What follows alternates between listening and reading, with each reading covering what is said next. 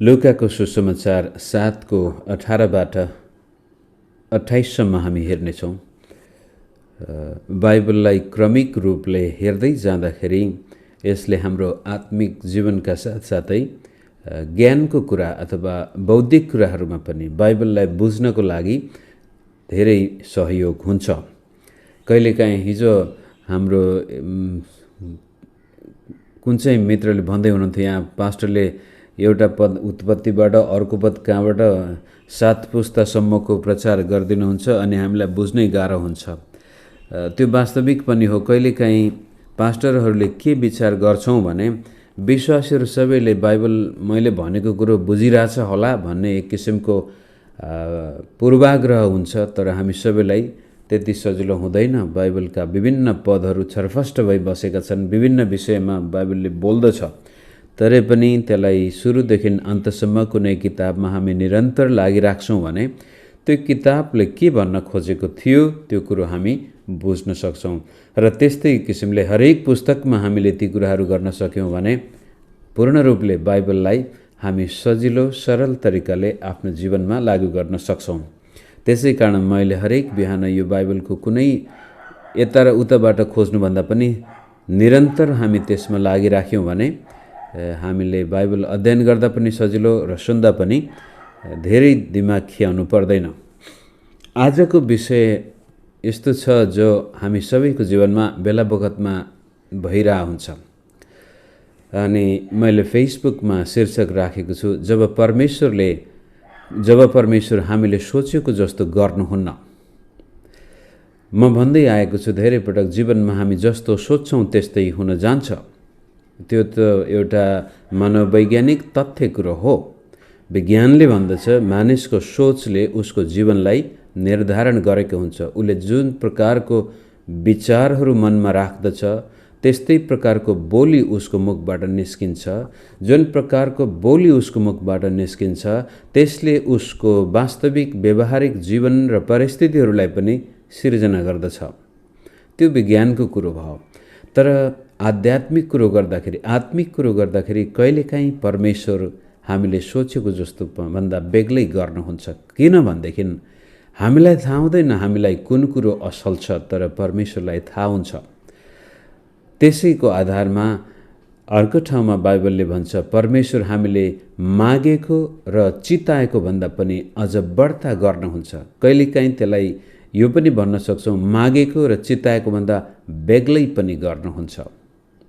र आजको खण्ड यस्तो खण्ड छ जहाँ एउटा प्रभुको विशिष्ट दास, सेवक, अगमवक्ता, महान व्यक्तिले पनि जब उसको जीवनमा उसले सोचेको जस्तो हुँदैन, परमेश्वरले उसले सोचेको भन्दा बेग्लै काम गर्नुहुन्छ, त्यति बेलामा ऊ अलमलमा परेको छ। र सायद हाम्रो जीवनमा पनि त्यो दिन आउँछन् जब हामीले सोचेको जस्तो हुँदैन। हाम्रा अङ्ग्रेजी शब्द छ एक्सपेक्टेशन्स। जब हाम्रा एक्सपेक्टेशन्सहरू पुरा हुँदैनन् तब हामी रन्फनै छौँ। जीवनमा निकै अप्ठ्यारो हुन जान्छ, बाटो हराएको जस्तो हुन जान्छ। तपाईँका छोराछोरीको लागि एक्सपेक्टेसन हुन्छ। कतिपय मेरो मेसेज सुन्ने मित्रहरू उमेरमा पाको भइसक्नुभएको आमा बाबु हुनुहुन्छ। अनि जब छोराछोरीहरू 10-15 वर्षका थिए एउटा हाम्रा एक्सपेक्टेसन्स, हाम्रा आकाङ्क्षाहरू हुन्छन्, आशा हुन्छन् कि मेरो छोराछोरी हुर्केर पढेर ठुलो व्यक्ति बन्लान्, यो गर्लान्, त्यो गर्लान्। तर कतिपटक छोराछोरी सोचेको जस्तो हुँदैन। उनीहरू पढ्न पनि सक्दैनन्, कतिपटक जीवनमा केही गर्न पनि सक्दैनन्। त आमा बाबु आफ्ना छोराछोरीबाट जुन प्रकारको आशा राखेको थियो त्यो नपाउँदाखेरि बडो निराश हुन जान्छन्। कहिलेकाहीँ लोग्ने स्वास्नीमा पनि एक्सपेक्टेसनको जब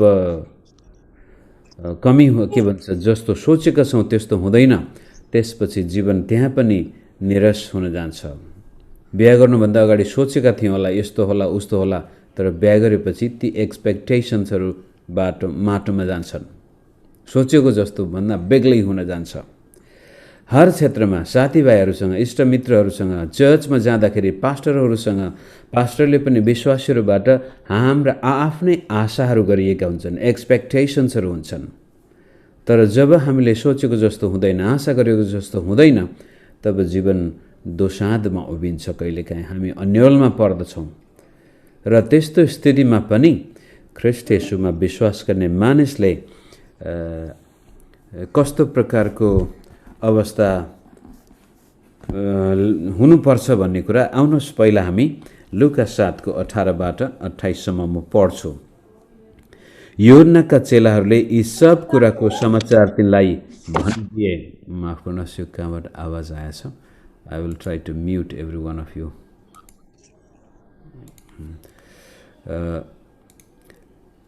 हामी हिजो अस्तिदेखि नै हेर्दै आएका छौँ यीशु प्रभुले बडो उद्वेगका काम गर्दै हुनुहुन्छ, अचम्मका काम गर्दै हुनुहुन्छ। र हिजो हेऱ्यौँ माथि 11देखि 17सम्म मृतक युवकलाई यीशु प्रभुले बौरी उठाउनु अथवा जीवन दिनुहुन्छ। र त्यो देखेपछि त्यहाँका मानिसहरू बडो अचम्मित हुन्छन्, भयभीत हुन्छन् र भन्छन्, ओहो, यो त एउटा महान अगमवक्ता, सायद यो मूसा जस्तै आउनुपर्ने अगमवक्ता थियो, आइसक्यो। किनभनेदेखि यहुदी जाति परमेश्वरबाट आउनुपर्ने अगमवक्ताको प्रतीक्षामा थिए, आशामा थिए कि एक दिन यस्तो महान अगमवक्ता आउनेछ अथवा मसीही आउनुहुनेछ र उहाँले हामीलाई हाम्रा सबै प्रकारका दुःख, कष्ट र बन्धनबाट मुक्त गर्नुहुनेछ। रोम सरकारले जुन प्रकारको दुःख दिइरहेको थियो, रोमी सिपाहीहरूले तिनीहरूमा आतंक मचाइरहेका थिए, रोम साम्राज्यले खटाइएका ती कर सङ्कलन गर्ने हाकिमहरूले तिनीहरूका घर जग्गा जमिन हडपिरहेका थिए। मानिसको जीवन जिउन निकै कठिन भइरहेको अवस्थामा मसीह आएपछि रोमको यो दुष्ट शासकहरूबाट हामीलाई मुक्ति दिनुहुनेछ भन्ने ठुलो आशा थियो। अनि त्यसैको सेरोफेरोमा त्यो समाचार चारैतिर फैलिएपछि यूहन्नाका चेलाहरूले यी सब कुराको समाचार तिनलाई भनिदिए। अब यूहन्नाको सुसमाचारमा पढ्दाखेरि बप्तिस्मा, यो चाहिँ बप्तिस्मा दिने यूहन्ना हुन्। बप्तिस्मा दिने यूहन्नाका पनि चेलाहरू थिए, धेरै मानिसहरू उनको पछि लागेका थिए। तर जब प्रभु येशू आउनुभयो, धेरै चेलाहरू यूहन्नालाई छोडेर येशूको पछि लागेका छन्। तीमध्ये मुख्य एउटा चेला छ पत्रुसको दाइ अन्द्रियास। अन्द्रियास पनि यूहन्नाका चेला थिए। र जब यूहन्नाले येशूको बारेमा भन्नुहुन्छ, त्यसपछि धेरै चेलाहरू येशूको पछि लागे, यहाँसम्म कि पछि यूहन्नाका भन्दा बढी येशूका चेलाहरू भए भन्ने कुरा पनि उल्लेख गरिएको छ।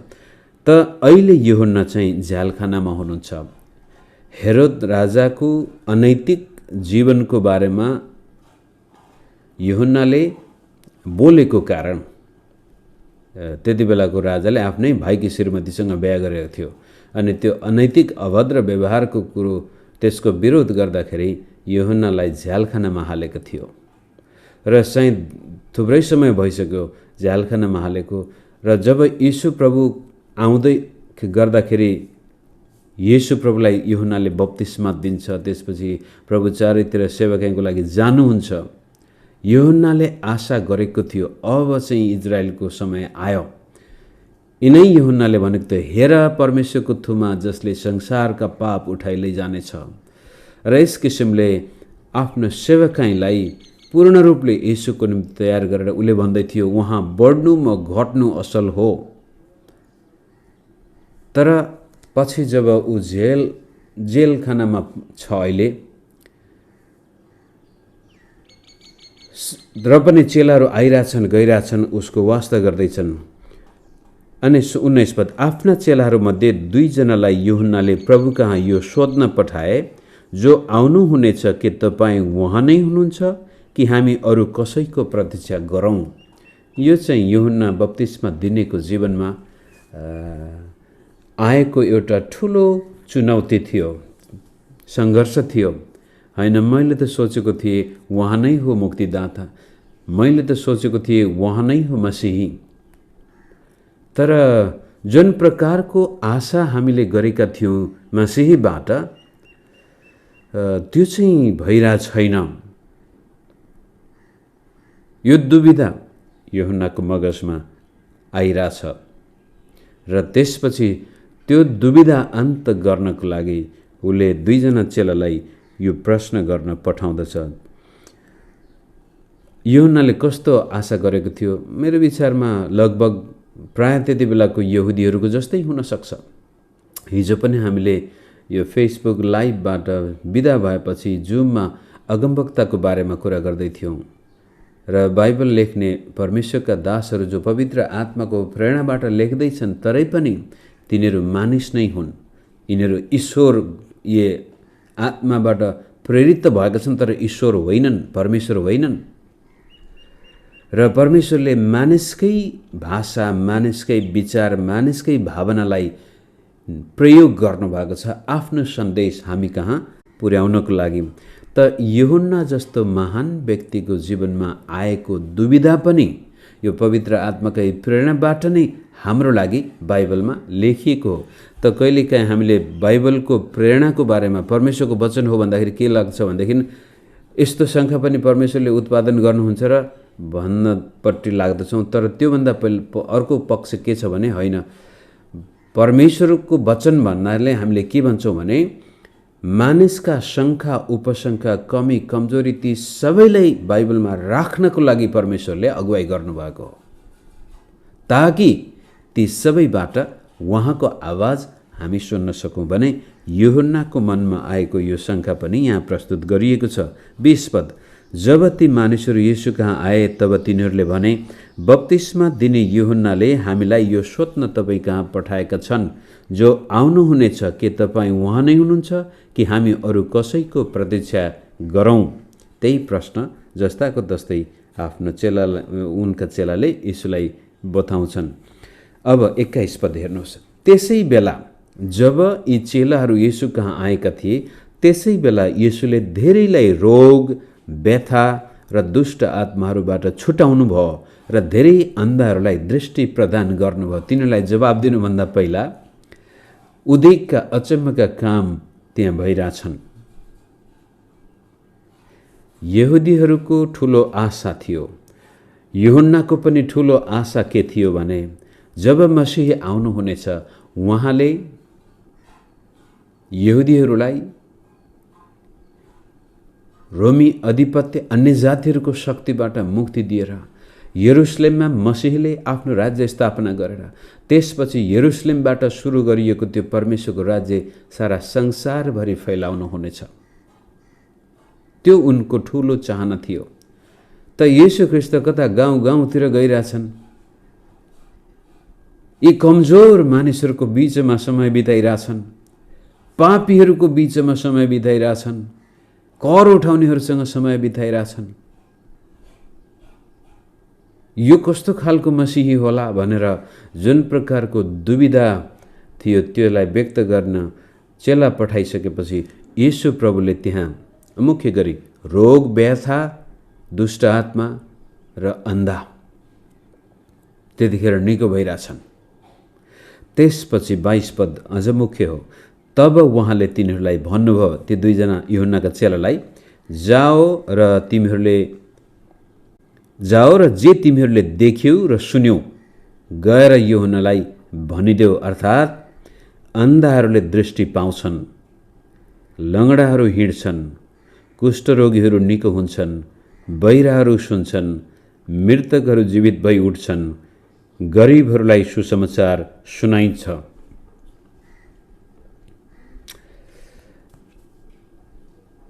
यहुदी तथा यूहन्ना बप्तिस्मा दिनेको एक्सपेक्टेशन्स, सोच, विचार, आशा, आकांक्षा थियो येशू राज्य स्थापना गर्न आउनु भएको हो, शक्तिको काम प्रकट गर्न आउनु भएको हो, एक किसिमको यो रेभोल्युसन ल्याउन आउनु भएको हो।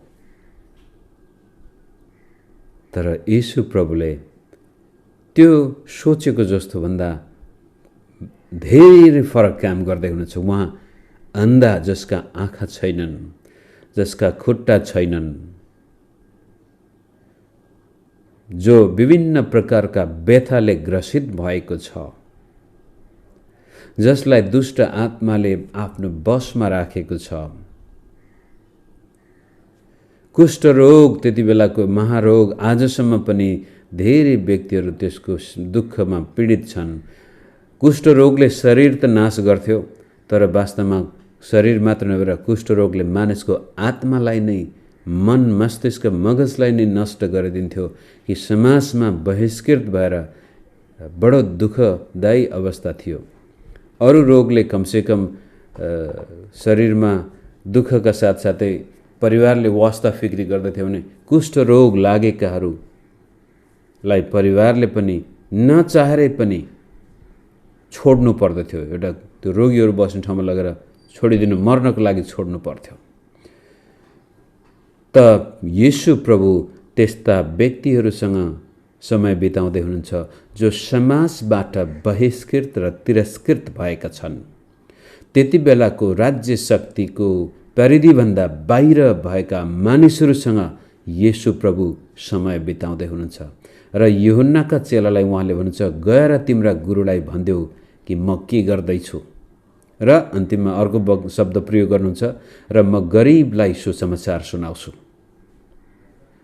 सीमान्तकृत व्यक्ति जो समाजको परिधिभन्दा बाहिर छन्, तिनीहरूको बीचमा मैले यस्ता काम गर्दैछु। यहाँबाट हामी के देख्न सक्छौँ भने परमेश्वर मानिसलाई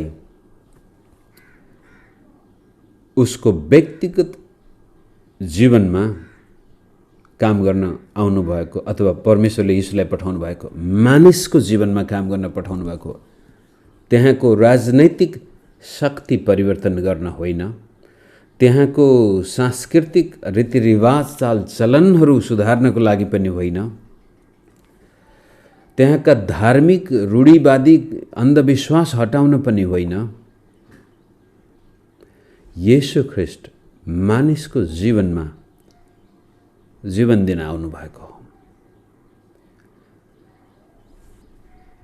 कुनै पनि सत्य, कुनै पनि आदर्श जब यो तपाईँ र मेरो व्यक्तिगत जीवनमा लागू हुँदैन भने त्यो सत्यको काम हुँदैन।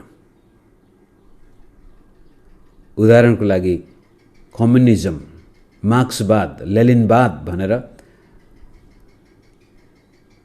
100 वर्ष अगाडि यसलाई मानिसको जीवनमा लागू गर्ने प्रयास गरियो। भूस्वर्ग स्थापना गर्ने एङ्गल अनि लेनिन जस्ता व्यक्ति राम्रा विचार नै हुन्, उनीहरूको सोच त राम्रो थियो। स्टालिन जस्ता दुष्ट थिएनन् लेनिन। साँच्चै नै संसारमा मानिसहरूलाई बराबर जीवन होस् भन्ने चाहना थियो।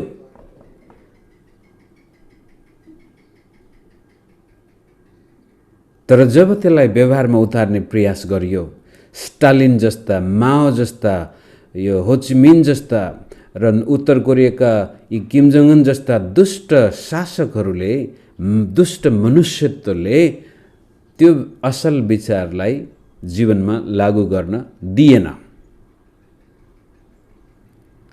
जसको कारण कम्युनिजम आफै सिद्धिएर गयो। कसैले कम्युनिजमलाई सिद्ध्याएको होइन। चाइनामा अहिले कम्युनिस्ट शासन भन्छौँ, तर त्यो कम्युनिजम नै होइन। भन्न खोजेको कुरो, जीवनमा सत्यले काम गर्नुपर्छ, सत्य व्यवहारिक हुनुपर्छ।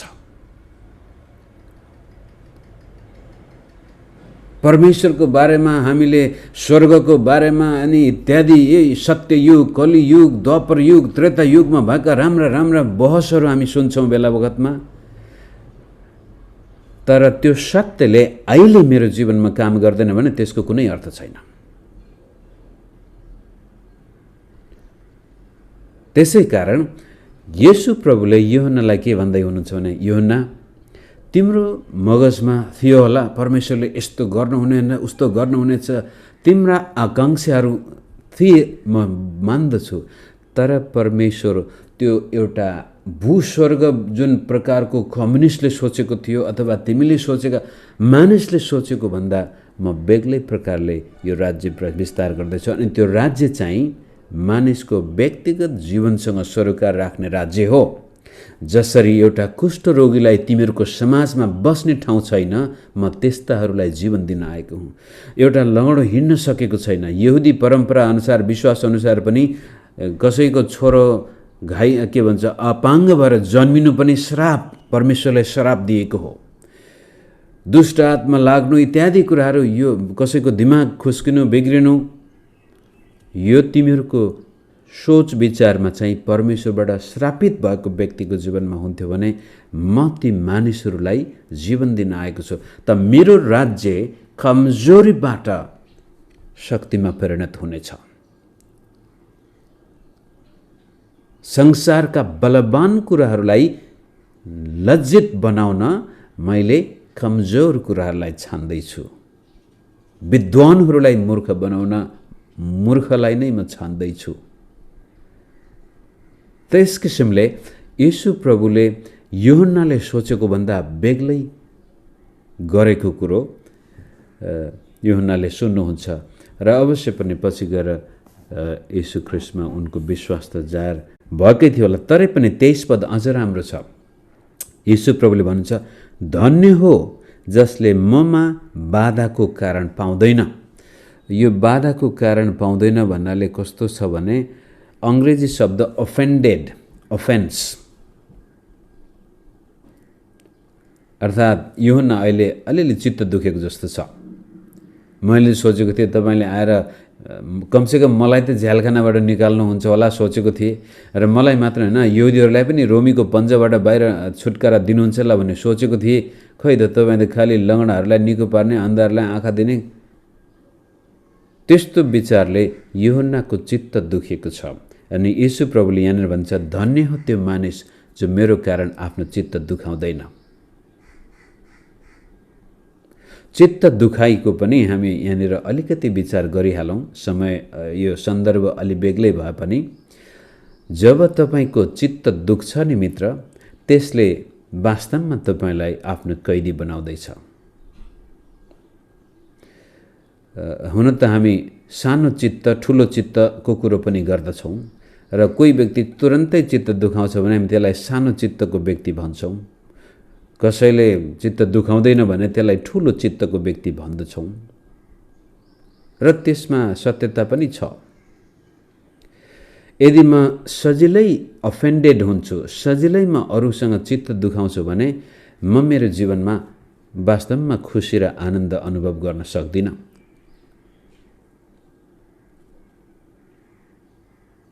तर अरूले जेसुकै भनोस् म त्यसको प्रवाह गर्दिनँ। मैले प्रेम गर्ने व्यक्तिलाई प्रेम गरि नै रहेछु, मानिसप्रति भलाइ नै छ, मानिसले मलाई जेसुकै भनोस् त्यसको कुनै म सरोकार राखेर नराखेर अगाडि बढ्दै जान्छु।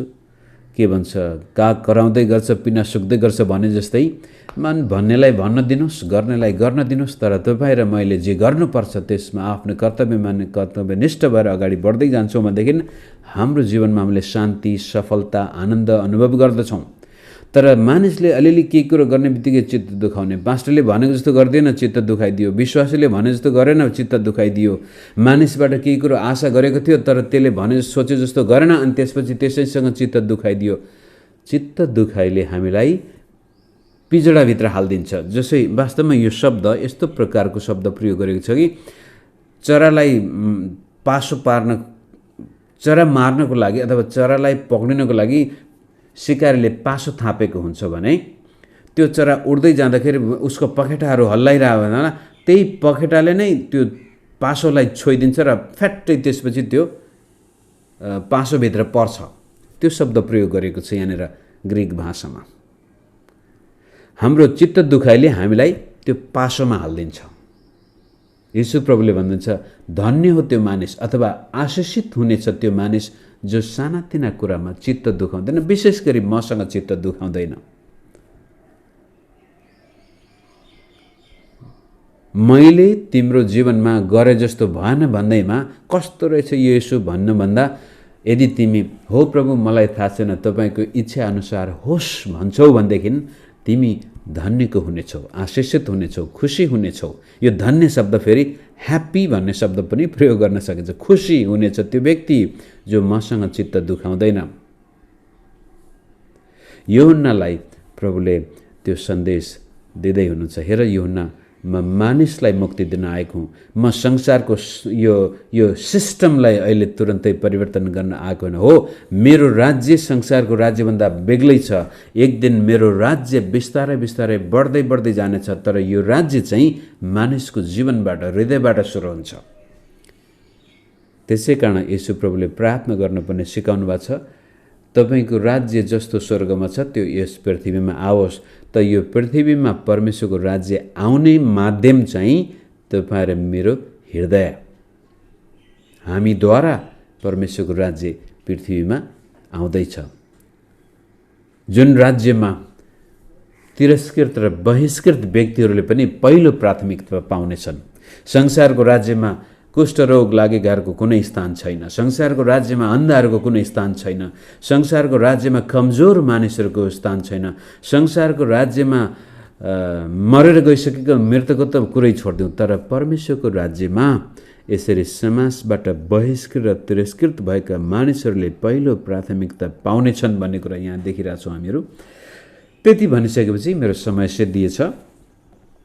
अब यूहन्नाको बारेमा येशू प्रभुले बडो ठुलो प्रशंसा गर्नुहुन्छ। 24देखि लिएर 28 पदसम्म हामी हेऱ्यौँ भने यूहन्नाले पठाएका चेलाहरू फर्केपछि उहाँले यूहन्नाको बारेमा भिडलाई भन्न लाग्नुभयो, तिमीहरू उजाड स्थानमा के हेर्न गयौ? के बतासले हल्लाइराखेको निगालोलाई? तब तिमीहरू के हेर्न निस्क्यौ? के असल वस्त्र पहिरिएको मानिसलाई हेर्न? हेर, चमकदार वस्त्र पहिरिने र विलासितामा बस्नेहरू त राजदरबारमा हुन्छन्, तर तिमीहरू के हेर्न निस्क्यौ? के अगमवक्तालाई? हो, म भन्दछु तिमीहरूले अगमवक्ता भन्दा पनि श्रेष्ठलाई देख्यौ। यी तिनै हुन् जसका विषयमा लेखिएको छ, हेर म मेरो दूतलाई तिम्रो अघि अघि पठाउँछु, जसले तिम्रो अघि तिम्रो मार्ग तयार गर्नेछ। म तिमीहरूलाई भन्दछु, स्त्रीहरूबाट जन्मेका मध्ये यूहन्ना भन्दा महान कोही छैन, तापनि जो परमेश्वरको राज्यमा सानोभन्दा सानो छ त्यो तिनीभन्दा अझ महान हुन्छ। यूहन्नालाई प्रभुले धेरै ठुलो प्रशंसा गर्नुहुन्छ। त्यति बेला यूहन्ना छालाको छालाको लुगा लाएर सलह र वनमह खाएर बाँचेका र धेरैले उनलाई त्यसपछि यो त पागल हो, यो दुष्ट आत्मा लागेको व्यक्ति इत्यादि भनिरहेथे। तरै पनि येशूले भन्दछ, तिमीहरूले यूहन्नामा के देख्यौ? के हेर्न गएका थियौ? अगमवक्ता? हो, अगमवक्ता भन्दा पनि महान। अब त्योभन्दा अगाडि हामीले हिजो हेऱ्यौँ, येशू प्रभु त त्यो महान अगमवक्ता हुन् कि भनेर उनीहरू ल काट्दै थिए। अनि त्योभन्दा पहिला उनले यूहन्ना बप्तिस्मा दिनेलाई पनि त्यही कुरो सोधेका थिए, तपाईँ को हो? अगमवक्ता हो? मसीह हो? को हो तपाईँ? एलिया हो?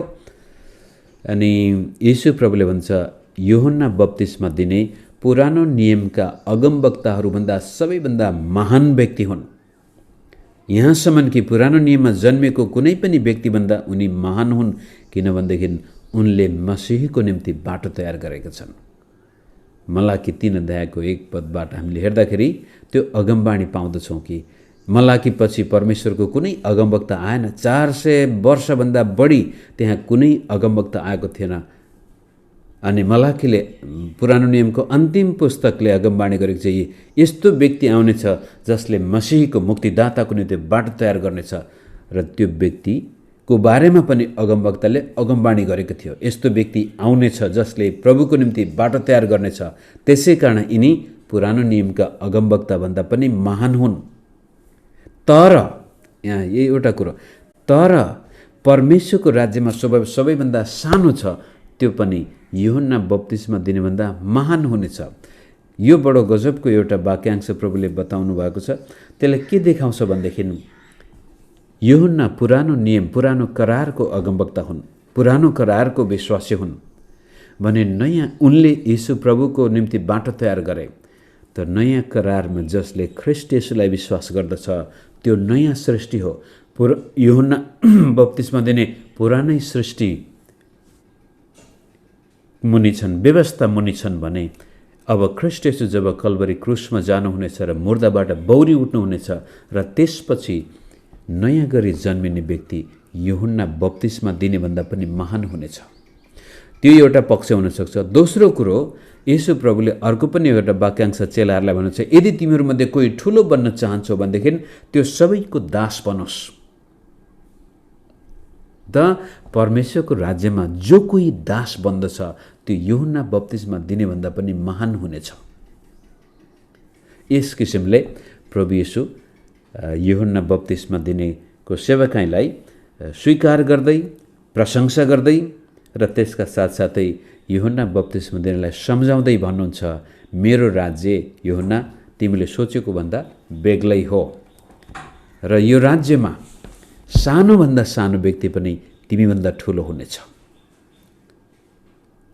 धन्य गरिबहरू, धन्य दीनहरू, धन्य नम्रहरू, किनभने परमेश्वरको राज्य तिमीहरूकै हो। र यस किसिमले मित्र, सायद तपाईँ र मेरो जीवनमा हामीले सोचेको जस्तो प्रभुले नगरेको पनि हुनसक्छ, तर त्यति बेलामा परमेश्वरसँग चित्त दुखाउनुको सट्टामा विश्वास, प्रभु मलाई थाहा छैन, सबै कुरा तपाईँ जान्नुहुन्छ, तपाईँ जे गर्दै हुनुहुन्छ म त्यसलाई स्वीकार गर्दछु, म विश्वास गर्छु तपाईँले मेरो लागि जहिले पनि भलाइ नै गर्नुहुन्छ। त्यस किसिमले हामी अगाडि गयौँ भनेदेखि हामी अझ बढी आशिषित जीवनको निम्ति ढोका खोल्दैछौँ। तर होइन, प्रभुले मलाई किन यस्तो गर्नु, मेरो जीवनमा किन यस्तो भनेर प्रभुलाई दोष दिन थाल्छौँ, मण्डलीलाई दोष दिन थाल्छौँ, पास्टरहरूसँग गुनासो गर्न थाल्छौँ, परिवारमा त्यस्तै गुनासो गर्छौँ, एक आपसमा गुनासो, अफेन्स के भन्छ, चित्त दुखेको दुखै छ भने त्यसले हामीलाई पिजडामा परेको चरा जस्तै, पासोमा परेको पशु जस्तै, सिकारीको पासोमा, शैतानले हामीलाई त्यो पासोमा हाल्न सक्छ। त्यसै कारण मित्र, तपाईँ र मेरो जीवनमा हामीले सोचेको जस्तो भएन भन्दैमा तुरन्तै चित्त नदुखाउनुहोस्, बरु परमेश्वरमा भरोसा राख्नुहोस् र भन्नुहोस्, प्रभु म जान्दिनँ तर तपाईँ जान्नुहुन्छ, मलाई थाहा छ मेरो लागि तपाईँले जहिले पनि भलाइ नै गर्नुहुन्छ, म विश्वास गर्छु। त्यस्तो आत्माले हामी अगाडि गएको खण्डमा प्रभुले हाम्रो जीवनमा अझ बढी आशिष थप्नुहुनेछ। यति भन्दै म फेसबुकबाट बिदा हुन्छु। यहाँहरू जहाँ जहाँबाट सुन्दै हुनुहुन्छ, परमेश्वरले आशिष दिनुभएको होस्।